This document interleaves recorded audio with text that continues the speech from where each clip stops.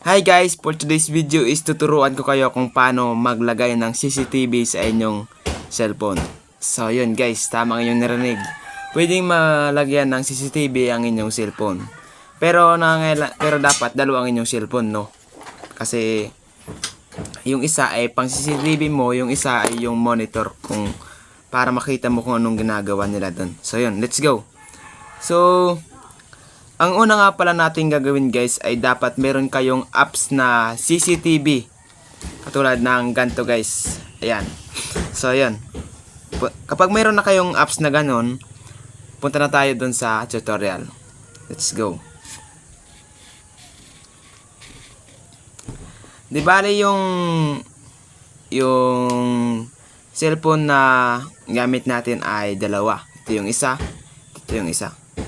Yung isa, ito yung ating gagawing CCTV. Diba guys? Tapos ito yung ating monitor, yung ginagamit kong pang video. Ito guys, ay ito yung requirements niya ay kailangan lang na magkaparehas ang inyong Gmail account. Tulad ng ganito, yung akin.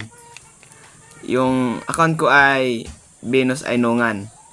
Di bale, yung account ko rin dito sa isang CCTV ay ganun din, magkapareho din. So madali lang naman guys. Tulad nito. TV yan. Pipindutin natin ganyan. Tapos mag-loading yan guys. Hintayin lang natin. So ayun. Wait nyo lang kasi may nangangailangan din pala ito guys ng load at signal para hindi ito gumagana kapag walang load. So yan, pagkatapos yan guys, i-close lang natin. So direkta tayo dito. So yan. Tapos makikita natin dito guys na magkapareho yung aming ginagamit na Gmail. Katulad ng isa kong cellphone kanina. So ayan. Kung i-kuan na natin guys, halimbawa gagawin na nating CCTV, halimbawa ito yung monitor natin. Yung pipindutin natin dito ay yung device list. Ito. Ayan. Tapos ditong sa isang cellphone naman ay ito sa taas.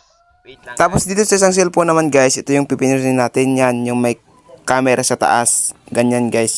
Yan ang pipindutin natin. Pagkatapos nun guys, may makikita kayong monitor dyan sa baba. Yan, kita natin yung mukha natin dyan guys.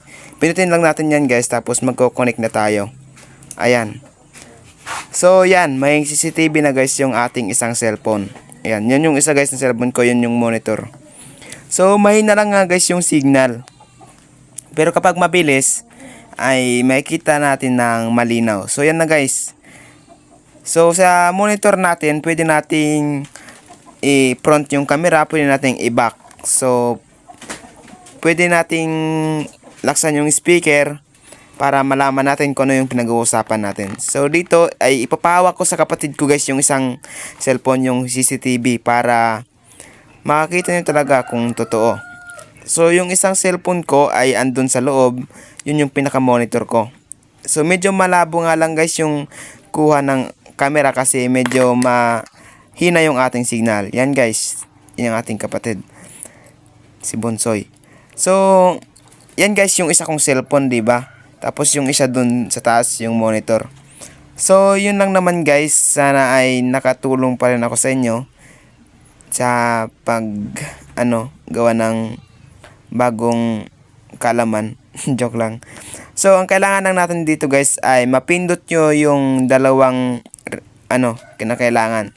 Yung sa isang cellphone, kailangan mapindot nyo yung device list. Tapos yung isa, yung parang may camera dun sa taas. So, yun lang guys.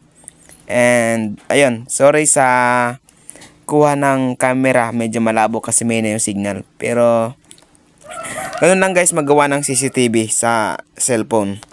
So, yun lang guys. Kung nagustuhan nyo yung ating video, baka naman. So, sana may natutunan ulit kayo sa ating new tutorial video na paggawa ng CCTV sa isang cellphone. So, yun lang naman guys. Bye-bye. Maraming salamat sa panonood.